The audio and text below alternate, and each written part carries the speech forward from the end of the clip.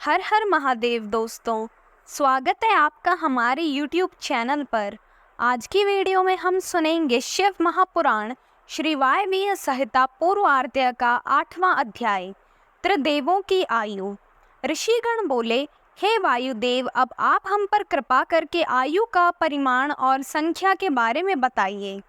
वायुदेव बोले, हे ऋषिगण, प्रलय काल आने तक की अवधि ही पूर्ण काल की अवधि है।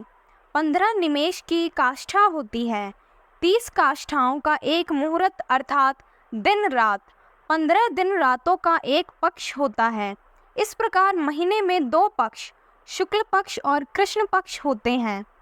पितरों के दिन और रात क्रमशः शुक्ल पक्ष और कृष्ण पक्ष होते हैं।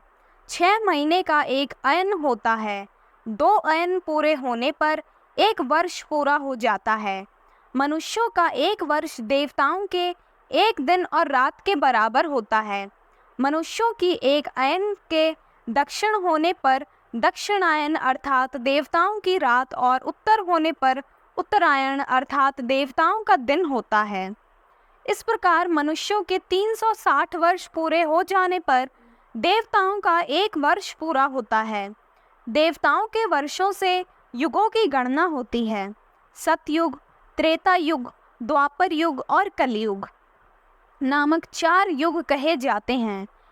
इसमें सतयुग देवताओं के 4 सहस्त्र वर्षों का होता है, जिसमें 400 वर्ष संध्या तथा 400 वर्ष संध्या के होते हैं। त्रेता युग में 30,000 वर्ष, द्वापर में 2,000 वर्ष और कलयुग में 1,000 वर्ष होते हैं।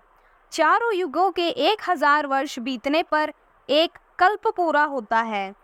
71 चतुर्युगी का एक मनवंतर होता है। ब्रह्मा जी का एक दिन युग होता है। हजारों वर्षों का एक सवन बनता है। ब्रह्मा जी की आयु 30,000 सवन का समय बिताने पर पूरी हो जाएगी। इस प्रकार ब्रह्मा जी की पूरी आयु श्री हरि विष्णु के एक दिन के बराबर है। श्री हरि विष्णु की आयु रुद्र के एक दिन के बराबर मानी गई है। रुद्र की आयु पूरी होने पर ही काल की गणना पूरी होती है। त्रिलोकनाथ भगवान शिव की कृपा से ही 5,40,000 वर्षों की उनकी आयु में सृष्टि का आरंभ से अंत हो जाता है। परंतु भगवान शिव अविनाशी हैं, काल उनको अपने वश में नहीं कर सकता। ईश्वर का एक दिन सृष्टि की उत्पत्ति तथा रात उसका संहार होता है। ओम नमः शिवाय।